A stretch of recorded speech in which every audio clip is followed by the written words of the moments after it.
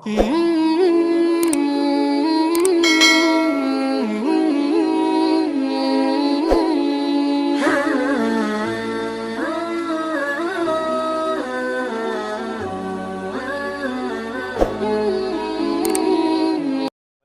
bangun tidur. Alhamdulillah alladzi ahyana ba'dama amatana wa ilaihi nusyur. Artinya apa? Alhamdulillah yang telah apa? Alhamdulillah yang telah membangunkan sesudah tidur, atau apa artinya? Alhamdulillahilladzi ahyana ba'da ma amatana. Alhamdulillah yang menghidupkan sesudah mati. Ahyana, hidupkan. Ba'da ma amatana, setelah mati. Padahal doa itu disebutkan kata doa bangun tidur, bukan doa hidup sesudah mati. Tapi kenapa di dalam doa itu tidak ada bahasa bangun? Alhamdulillah telah bangun sesudah tidur. Karena memang dalam keadaan tidur memang mati, tapi mati sebentar.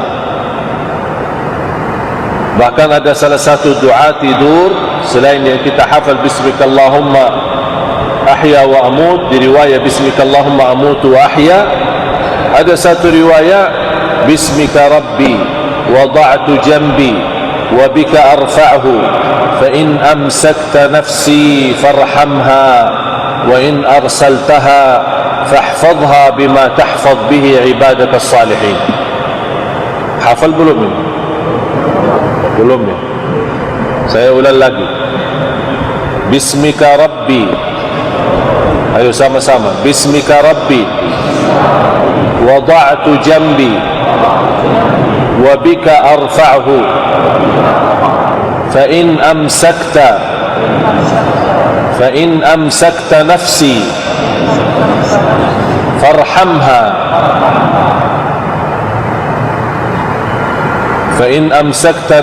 فارحمها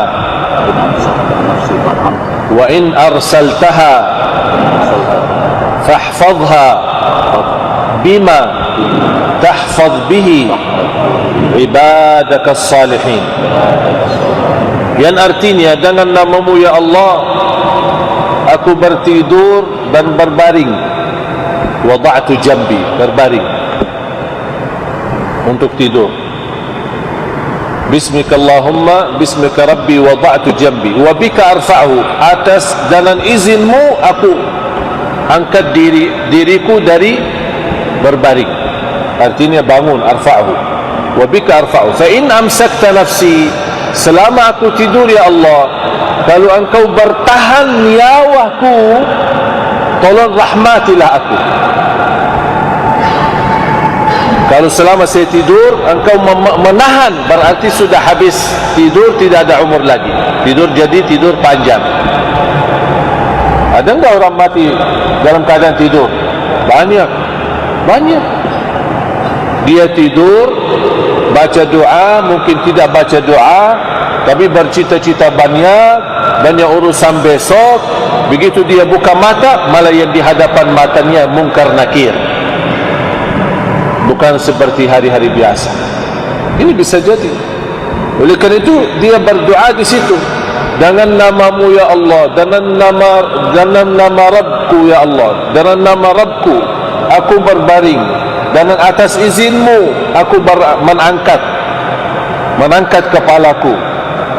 Di antara itu berbaring dan menangkat, kalau ya Allah engkau menahan nyawaku, tolong rahmatilah. Kalau terlepas nyawaku dan masih punya umur, jagalah aku sebagaimana Allah menjaga hamba-hamba yang saleh. Berarti bahasa jemaah sekalian, semestinya doa ini yang kita semuanya hafal. Saya di mana-mana bawa doa ini, doa alhamdulillah alladhi ahyana ba'da ma amatana, ternyata hampir seluruh daerah Indonesia tahu doa ini. Tapi apakah bisa dan pernah merasakan kita hidup sesudah mati? Itu yang paling penting. Bahkan ada yang lebih dahsyat, doa bangun tidur. Alhamdulillah alladhi radda ilayya ruhi wa afani fi jasadi wa adhina li bi dhikrih. Ini doa termasuk doa juga bangun tidur. Apa artinya? Alhamdulillah yang telah kembalikan ruhku. Kalau ada bahasa kembalikan berarti sebelumnya kemana? Pergi. Kalau orang pergi, begitu kembali, aku sudah kembali kan? Berarti sebelum kata-kata kembali berarti dia ada pergi kemana gitu. Ini artinya alhamdulillah yang telah kembalikan ruhku dan diberikan afiat di jasadku. Ini yang ketiga yang paling mulia, dan diizinkan untuk berzikir kepadanya. Berarti jemaah sekalian, kita berzikir, kita bangun tahajud, kita baca Quran, kita bangun salat subuh, ini semua ni atas izin Allah. Semuanya atas izin Allah. Oleh itu rasakan jemaah sekalian, Allah kembalikan ruh kita, Allah berikan afiat di badan kita, Allah izinkan kita terus beribadah. Oleh kerana itu kata alhamdulillah ketika bangun tidur itu bukan main. Alhamdulillah harus terasa oleh hati kita. Alhamdulillah alladhi ahyana ba'da ma amatana. Saya begitu baca doa ini tertarik fikiran saya. Memang kita mati pas tidur, karena bahasanya alhamdulillah yang telah menghidupkan sesudah mati. Kenapa ada bahasa hidup dan mati? Saya menggali hadis-hadis yang lain, doa-doa yang lain yang bisa memberikan penjelasan. Ternyata saya menemukan hadis ini, alhamdulillah yang telah kembalikan ruhku. Berarti ruh kita tidak ada pas ketika tidur. Oleh kerana itu salah satu sunnah ketika tidur dalam keadaan wudu. Apa hikmah tidur dalam keadaan wudu? Ada dua. Meninggal dunia dalam keadaan tidur, insyaallah husnul khatimah. Yang kedua, nyawa kita yang dicabut sementara akan mampu bersujud di hadapan Allah ketika kita tidur dalam keadaan wudu.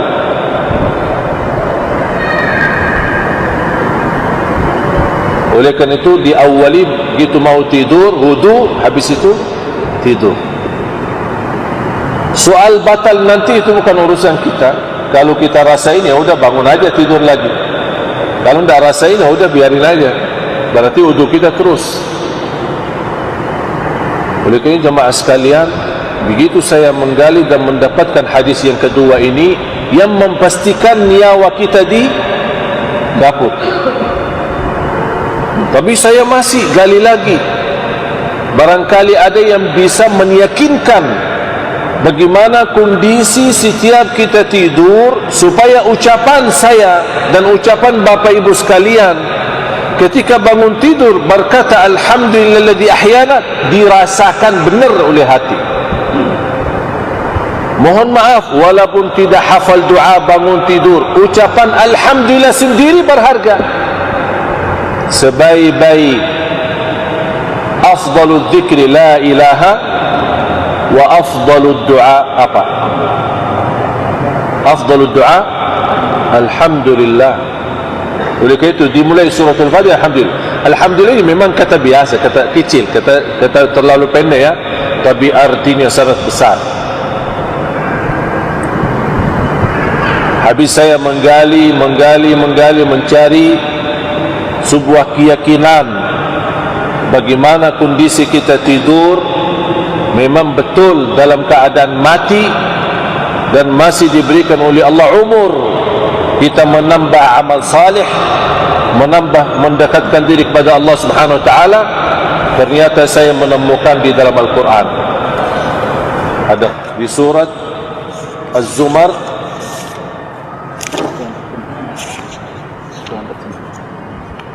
ya, bantu kalau terjemah.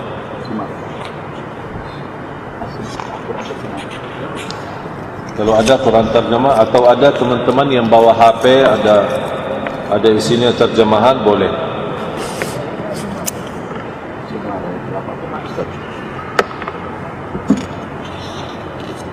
Ayat 42.